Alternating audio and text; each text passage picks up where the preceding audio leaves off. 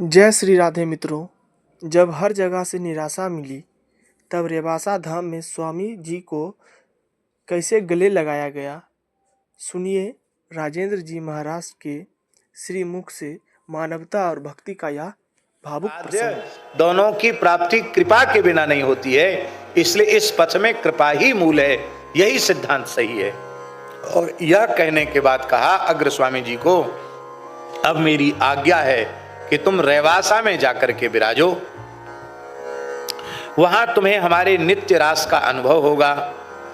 वहीं तुम्हें मेरा निरंतर मेरे प्रियतम के सहित सखियों के सहित नित्य विहार का अनुभव होगा और तुम वहीं रहो। तब आप वहां से चले हैं रेवासा में।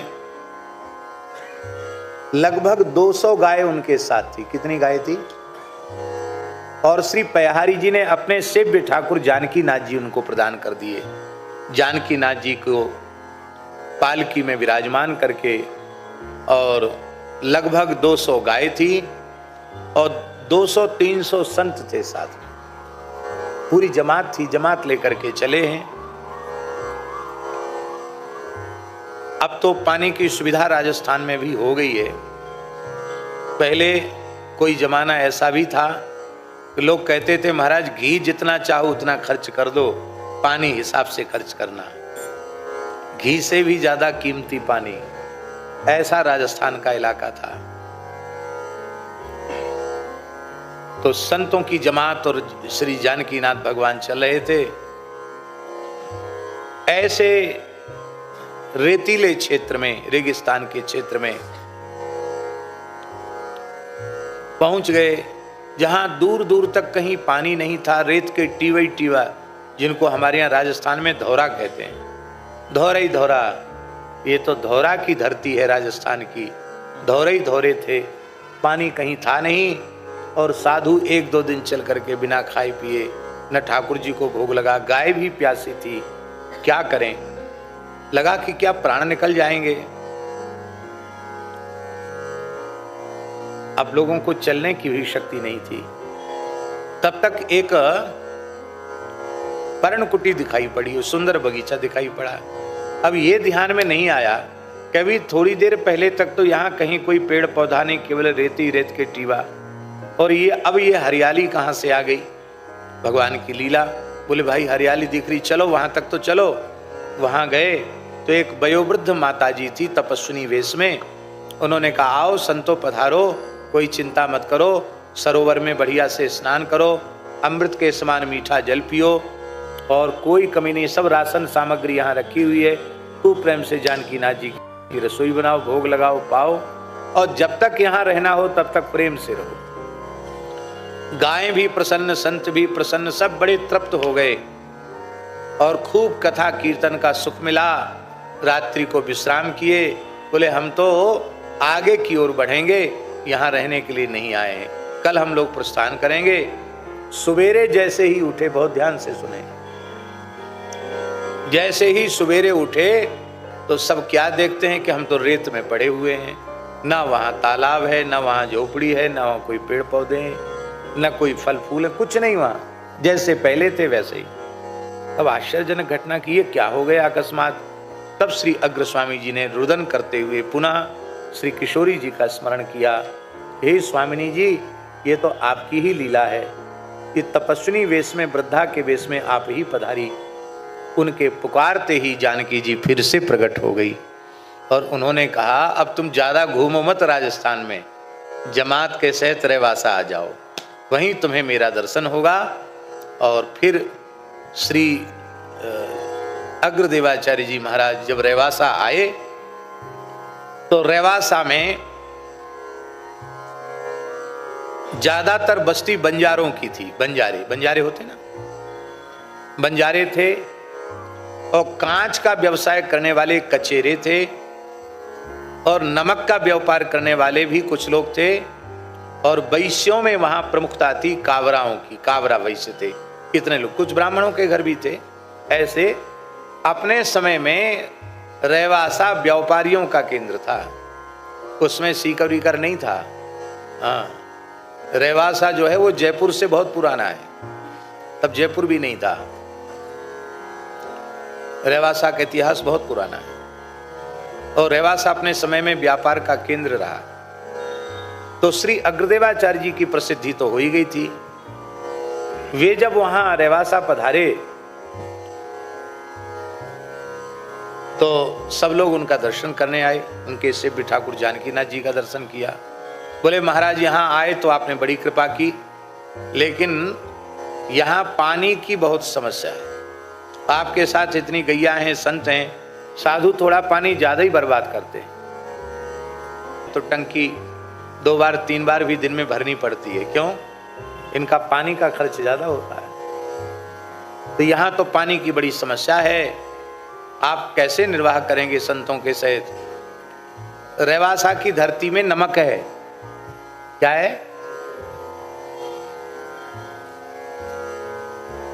अपने ठाकुर जी के भी एक खेत में नमक है, वहां भी नमक बनता है। पानी बोरिंग से निकालो, खेत में डाल दो, थोड़ी देर में नमक हो गया। अब जिस पानी से नमक पैदा होता है, आप सोचो वो पानी कितना खारा होगा। तो एक तो पानी है नहीं बहुत गहराई तक, और निकालो तो नमक निकलेगा। तो प्रभु बहुत दूर से पानी आता है यहाँ। हम लोग बड़े कष्ट पूर्वक निर्वाह करते, पर व्यापार करते हैं, कहाँ जाएं? वर्षा के जल का संग्रह करके उसको पीने के काम में लेते हैं, दूर से पानी मंगाना पड़ता है। तब श्री अग्रदेवाचार्य भगवान ने अपना चिमटा उठाया, और बट का वृक्ष आज भी है वहां। जैसे ही उन्होंने चिमटा भूमि में स्पर्श कराया और गंगा जी का स्मरण किया, साक्षात गंगा जी प्रकट हो गई। आज भी वह कुआं है जहां गंगा जी प्रकट हुई। गंगा जी प्रकट हो गई और उन्होंने कहा, आज के बाद रेवासा गांव की सीमा के बाहर नमक होगा, रेवासा की सीमा के भीतर नमक नहीं होगा। आज भी रेवासा की सीमा के भीतर मीठा पानी, रेवासा के बाहर जाओ तो इतना खारा कि मुकुल्ला नहीं कर सकते आप।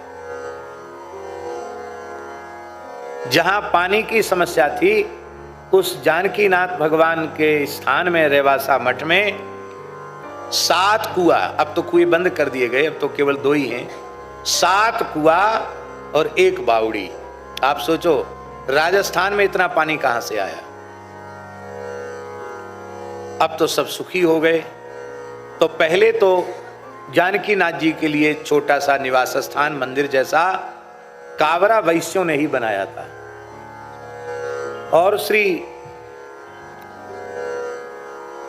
पयहारी जी महाराज 12 वर्ष रेवासा में विराजे।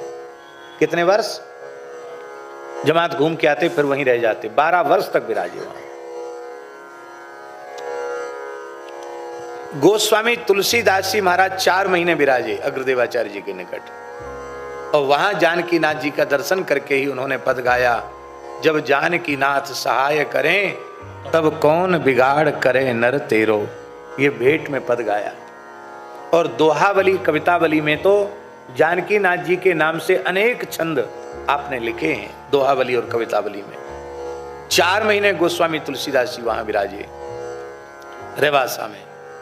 सिख परंपरा के प्रथम गुरु श्री जनक जी के अवतार श्री गुरु नानक देव जी महाराज वो 1.25 महीने विराजे रेवासा धाम में। और आगे चलकर सिख परंपरा के 10वें गुरु श्री गुरु गोविंद सिंह भी आकर के रेवासा धाम में विराजे। श्री वल्लभाचार्य महाप्रभु एक रात्रि रेवासा धाम में विराजे, और जब रेवासा में अग्र स्वामी जी का उन्होंने दर्शन किया तो अग्र स्वामी जी ने उनका आदर किया। वल्लभनाथ दया के सागर, श्री लक्ष्मण ग्रह प्रगट भये हैं, इलम्मा कोंख उजागर, एक पद गाया उनके आदर में, उनके सम्मान में। वल्लभाचार्य जी एक रात्रि वहां विराजे हैं। और बहुत परवर्ती काल में विवेकानंद जी भी वहां रहे। अपनी डायरी में विवेकानंद जी ने लिखा है कि मैं खेतड़ी, राजस्थान खेतड़ी है, खेतड़ी से पैदल चल करके आया जीण माता शक्ति का स्थान है, जीण माता आया, मैं बहुत भूखा था, वहाँ के पंडा पुजारियों से मैंने भोजन मांगा, लेकिन उन्होंने साफ मना कर दिया। और वो अपनी डायरी में लिख रहे हैं विवेकानंद जी, कहा तुम कायस्थ जाति के सन्यासी हो, कायस्थ को सन्यास लेने का अधिकार कब से हो गया? हम तुमको कुछ नहीं देंगे खाने के लिए, आगे जाओ। कहाँ जाए? बोले रेवासा में मिलेगा। वहाँ किसी से पूछा नहीं जाता है कि तुम्हारा क्या, तुम्हारी जाति क्या है, तुम्हारा धर्म क्या है, वहाँ जाओ। वो रेवासा आए, लिखा वहाँ हमको खूब घी और खिचड़ी खा करके हम तृप्त हुए। ऐसा उन्होंने रेवासा मठ का नाम अपने डायरी में लिखा है विवेकानंद जी ने। राम स्नेही परंपरा के ऋण पीठ के मूल आचार्य दरियाब जी महाराज, ये ऋण पीठ की परंपरा भी रेवासा से निकली है। और श्री रामचरण दास जी महाराज शाहपुरा की परंपरा भी वहां से निकली है। 4 परंपराएं हैं राम स्नेही की, राम स्नेही संप्रदाय की। उनमें 2 परंपराएं रेवासा से और 2 परंपराएं गलता जी से। गलता और रेवासा एक ही है, तो 2 परंपराएं रेवासा से और 2 परंपराएं गलता से निकली हैं, ऐसा है।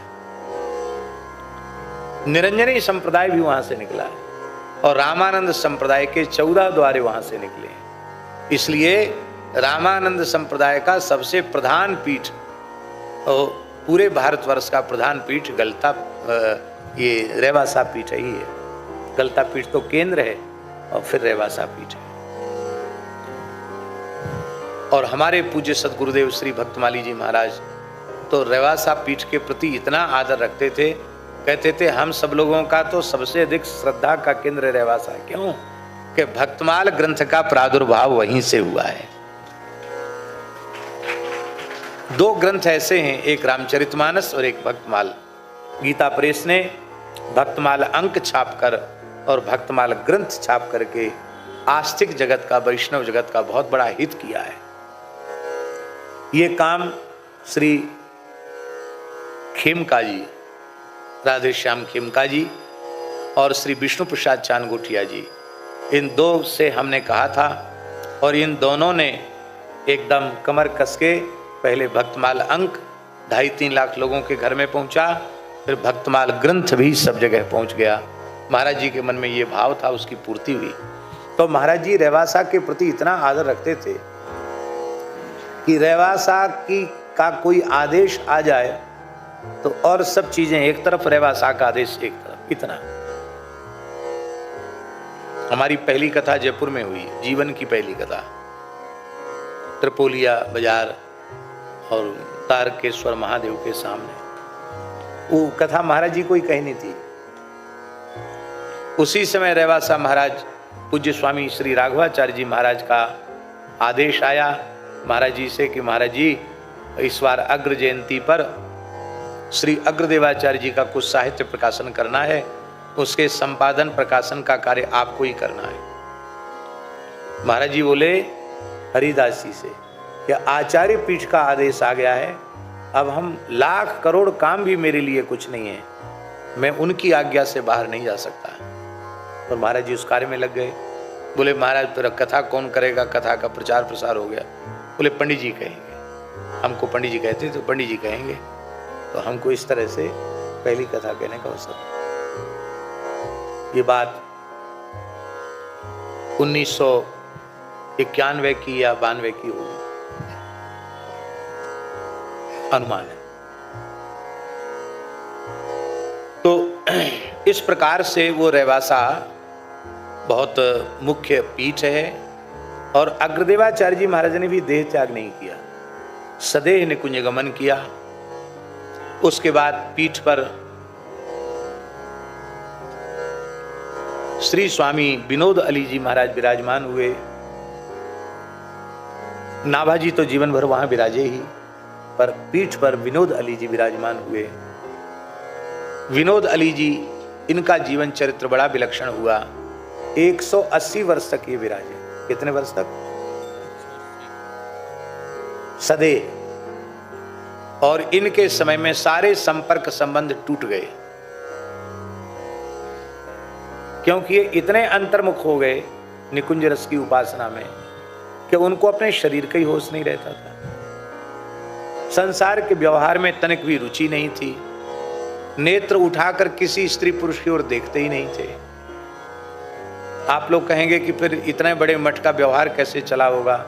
ठाकुर जी के उत्सव महोत्सव सब शिष्य प्रशिष्य करते रहे, पर आचार्य चरणों को किसी ने छेड़ा नहीं। और 180 वर्ष की आयु तक कुंज के बाहर ही नहीं निकले, बाहर निकले नहीं। इसके बाद रामचरण दास जी महाराज, ज्ञानदास जी महाराज, ज्ञाना अली जी, वो गद्दी पर विराजमान हुए। और इसके बाद श्री रामचरण दास जी महाराज गद्दी पर हुए। तो अग्रस्वामी जी महाराज, विनोद अली जी महाराज, ज्ञानदास जी महाराज और रामचरण दास जी महाराज, ये 4 आचार्य तक सदेह निकुंज गए, देह का त्याग ही नहीं किया। इसलिए भजन के परमाणु आज भी वहां इतने व्याप्त हैं कि कोई निश्चल निष्कपट हृदय का हो, वहां केवल रह जाए सीताराम सीताराम करते हुए, उसको तत्काल अनुभूतियां शुरू हो जाती। आज भी किशोरी जी के नूपुर की ध्वनि वहां सुनाई पड़ती है। तो ये रेवासा धाम, माता जी का भाव था कि रेवासा के बारे में लोग जानते नहीं है, थोड़ा सा रेवासा के बारे में जरूर बता दिया जाए। तो हमने थोड़े रेवासा की चर्चा की। अभी पूज्य श्री स्वामी राघवाचार्य जी महाराज का जो वार्षिक उत्सव है वो भाद्र कृष्ण तृतीया से आरंभ हो जाएगा और भाद्र कृष्ण द्वादशी तक चलेगा। भारतवर्ष के अनेक पूज्य संत महापुरुष पधारेंगे, बड़ा उत्सव होगा।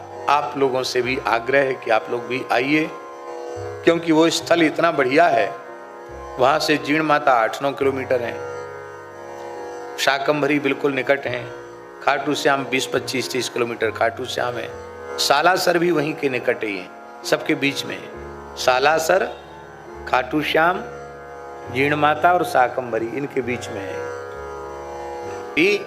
रेवासा में जो भी आचार्य होते हैं उनको सालासर में बुलाया जाता है और विधिवत उनका पूजन कराया जाता है, किया जाता है, और उनके प्रसाद पाने के बाद फिर भंडारा शुरू होता है। आज भी वहां परंपरा है कि पुजारी परिवार में बिना जनेऊ के तो मंदिर में जाते नहीं, तो यज्ञोपवीत संस्कार होगा तो गायत्री का उपदेश और मंत्रराज का उपदेश रेवासा पीठ पर विराजमान आचार्य ही करेंगे। पहले तो ये नियम था कि मंदिर में पुजारी को प्रवेश भी आचार्य ही कराते थे, लेकिन अब इतना बड़ा परिवार है, किसी की 1 दिन की सेवा, किसी की 3 दिन की सेवा, किसी की आधे दिन की भी सेवा जिनके परिवार में बड़ी बट गई है, तो अब तो केवल यज्ञोपवीत वाला नियम है और बाकी नियम शिथिल है। ये रेवासा का परिचय हुआ। जय जय श्री राधे, श्री कृष्ण गोविंद हरे मुरारे, हे नाथ नारायण वासुदेव, श्री कृष्ण गोविंद हरे मुरारे, हे नाथ नारायण वासुदेव, श्री कृष्ण गोविंद हरे मुरारे, हे नाथ नारायण वासुदेव, श्री कृष्ण गोविंद हरे मुरारे, हे नाथ नारायण वासुदेव, श्री कृष्ण गोविंद हरे मुरारे, हे नाथ नारायण वासुदेव, श्री कृष्ण गोविंद हरे मुरारे, हे नाथ नारायण वासुदेव। हमने कल यही कथा समाप्त की थी कि आगमिष्यत्यधीर्गेण कालेन ब्रजमच्युतः, प्रियं विधास्यते पित्रोर भगवान सात्वतां पतिः। बहुत शीघ्र ही श्री कृष्ण बलराम ब्रज में आवेंगे और आप दोनों को आनंदित करेंगे, यह आश्वासन श्री उद्धव जी ने दिया। और कहा कि देखो, उन्होंने जो कहा था कि कंस का वध करके हम आएंगे, इस बात को भगवान अवश्य सत्य करेंगे। हे नंद बाबा, हे यशोदा जी, आप दोनों बड़े भाग्यशाली हैं। श्री कृष्ण को आप पास में ही देखेंगे। दक्षतः कृष्ण मंतिके, श्री कृष्ण को आप अपने अत्यंत निकट पावेंगे। कैसे? बोले अंतर हृदय सबूता नाम आस्ते ज्योतिर्वैधसी, क्योंकि वह संपूर्ण प्राणियों के अंतर हृदय में विराजमान है। बहुत ध्यान दें, जितने निकट हमारे भगवान हैं उतना निकट कोई हो ही नहीं सकता। हमारे सबसे निकट भगवान है। अब हम आपको क्या कहें, आंख की कोर पर काज लगा हुआ काजल आंख के उतने निकट नहीं है जितने निकट हमारे भगवान हैं। वे हमारे आत्मा हैं, वे हमारे अंतर्यामी हैं। वह ज्योतिर्मय परमात्मा सबके भीतर विराजमान हैं। कभी कभी जीवन में ऐसे क्षण आते हैं जब बड़े बड़े महापुरुषों की भी परीक्षा ली जाती है। क्या आप कल्पना कर सकते हैं कि विश्व को वेदांत का ज्ञान देने वाले स्वामी विवेकानंद जी को कभी भूखा रहना पड़ा होगा। एक समय ऐसा आया जब स्वामी जी राजस्थान की तपती धरती पर मीलों चले, पर किसी ने उन्हें भोजन तक नहीं पूछा। लेकिन फिर वो पहुंचे उस पावन धरा पर जिसे हम आज रेवासा धाम कहते हैं। यह प्रसंग हमें बताता है कि जहाँ मानवता और संतों का सम्मान होता है वहाँ ईश्वर स्वयं व्यवस्था करते हैं। कितनी अद्भुत है हमारे संतों की महिमा और रेवासा धाम की वह परंपरा जहाँ ना जाति पूछी जाती है और ना धर्म, बस सेवा ही सर्वोपरि है। स्वामी जी के जीवन का यह प्रसंग हमें सिखाता है कि कठिन समय में भी धैर्य और विश्वास कभी नहीं खोना चाहिए। महाराज जी द्वारा वर्णित यह कथा यदि आपके हृदय को छू गई हो तो इस वीडियो को लाइक करें और अपने मित्रों और परिवारों के साथ साझा करें ताकि वे भी इस गौरवशाली इतिहास को जान सके। हमारे चैनल से जुड़ने के लिए सब्सक्राइब करना ना भूलें। आपके जीवन में भक्ति और शांति बनी रहे। जय श्री कृष्ण। राधे राधे।